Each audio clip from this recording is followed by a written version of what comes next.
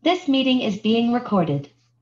What's up, guys? AB Trace here with a little breakdown video. It's been a long time since I've made one of these. I know you guys can't see me. I just got a haircut and stuff, so I still haven't showered. So I was like, you know what? I'm gonna just do the breakdown video and then I'll go shower. You guys can see me another time. I'll be making more of these, so do not worry. You know what I mean? So last night, right? Last night we caught a great trade. I'm talking about like a 1 to 10 type trade, like something like along the lines of, oh damn it, I can't even put it in the other screen. Oops, sorry guys, can't even show you guys the signal, but best believe it was a 1 to 10 risk to reward trade. You guys could see it on my story on Instagram. I'm pretty sure I posted it. You guys saw it. So what led me to, kind of go about that trade, right? Which if I go on the smaller time frame, I'll show you guys the trade right here. Oh, actually, it's right here. Look, 1 to 10.5. Actually, pardon me, right? Why did I call out this trade, right? So looking at it on a higher time frame, like the 4 hour, GJ has been, yeah, like if you see it from like, all the way back here, yeah, it's a bullish, bullish type market, some people will say. But as you guys see, this higher high over here kind of reached that resistance of 168, 470, right?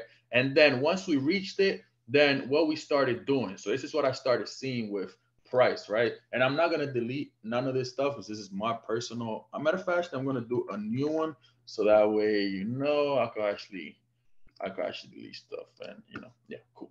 All right, so looking at it on the 4 hour, right, we kind of reach this level over here. So that area of resistance up here, and then price boom rejected. So you got a double top rejection on a 4 hour time frame at both of these areas, right? So then what happened after that? Then price started literally moving type bearish. And why do I say that, right? So if I come here and grab this, what we did here, push down, we pushed up, but did we break these highs? No. So technically speaking, this is what you call a new lower high, right? Then boom, price came back down, right? Matter of fact, came back. Let's call it up to here. Let's call it up to here. Then came back up, right? And what did it do? Still respected this high. So now we're creating new lower highs, even though yeah, the lows are still higher, but we have the highs are also becoming lower, right? So now we're like 50-50, right? Then what happened after? Boom, we get this push to the downside, right? Again, we get a push to the upside. And what happens? We still respect the previous high. Yes, the low still hasn't broken this low, right? But clearly the highs are adding up to where downtrending, as you guys see, right? So then what happened from here? Boom, push back down again. But every time we push down, even though we're not breaking this low from back here, we are breaking all these recent lows, before we retrace to the upside to form new lower highs, right? And then boom, from here, price obviously pushed up over here, and then now it's over here, and so on and so forth, right? So, right, let's go back to the other. Let's go back to the other chart so that way you guys can see more clearly. Okay, cool. Since I already have it done here, this is where we took the trade. We took these cells here. So now you guys see on the 4 hour time frame, why did I call out those trades, right? Another thing you guys got to keep in mind is, right? So even though price came all the way down here, actually, I can make this thicker. Hold on. Actually, hold on. Let's make this a little thicker. Let's do like a 3 so that way. All right, cool. Now I'm gonna use it again so you guys can see. All right, cool, perfect. So once price came down here, right? Even though we pushed up, what did we do? We created a new lower high, right? Because you guys see where price rejected up here at this 166 100s area. Hello, our previous high was 166 900s, almost 167. So we respected this high, created a new lower high, and then started pushing down. We came down here, created some type of support on a lower time frame, you could say. I'm gonna go down a smaller time frame right now. But when we came down here and we pushed back up, what did we do? We perfectly respected, right? This level right here. You guys see that? See that? Perfect, you know, respected this and started rejecting. Once I saw bearish momentum from that area on the smaller time frame, which I will show right now, actually. Let's go to the hourly. Boom, boom, boom, right? So as we're approaching London session, right, I'm seeing price is rejecting this resistance area, and this happening twice. Why do I say twice? Because let's lock this. Boom. We respect it here and respect it here, right? Boom. Let's go back to this. Okay, so respected twice, and now we're showing bearish momentum. So as we literally approach London on the smaller time frame, I will show you guys this previous candle right here. This is exactly what happened. Let's go on the 15-minute time frame. Boom. Right here, you guys see it.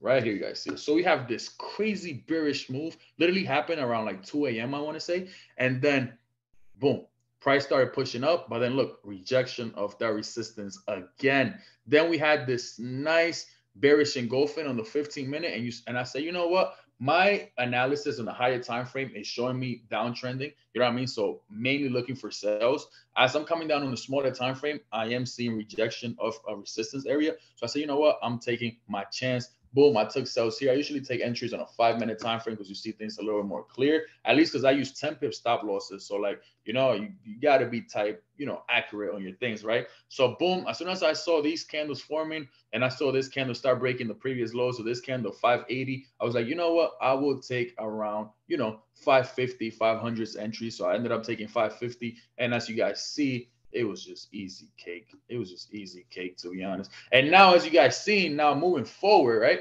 So now moving forward towards tonight, look, price again at this resistance area over here that we have been rejecting from.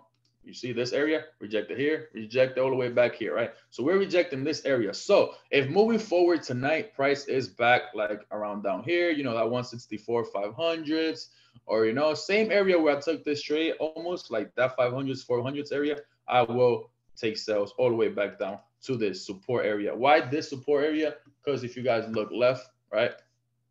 Always look left if you're a little confused. This price has made it like somewhat of a support on a smaller time frame, you know. So ultimately, yeah, I am looking for that 162.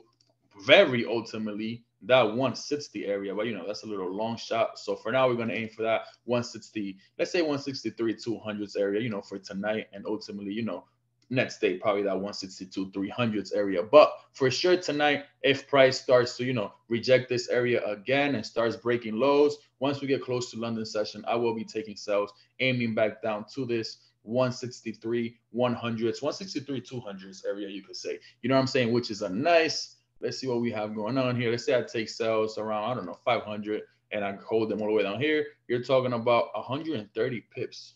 That's insane. For a session, it's pretty insane. You know what I'm saying? So very easy setups going on GJ lately. You know what I mean? Last night, the trade was 105 pips, which is valid. You know what I mean? It's not bad. I always say it, guys, you don't even need that many pips. All you need is 30 to 40 pips a day. Why?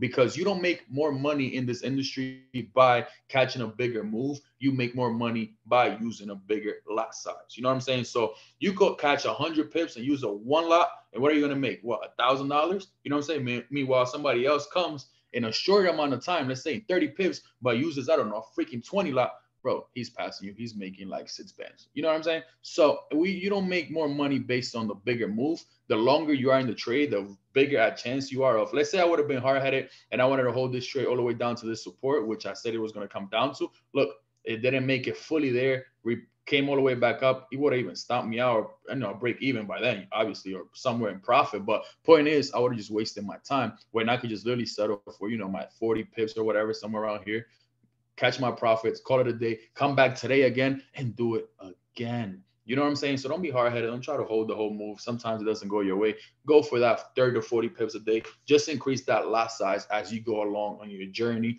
and you will make more money. So yeah, guys, a little quick update on GJ. I hope you guys like it. I hope it's easy to understand. As I said, moving forward tonight, still looking for sales if we see rejection of this area.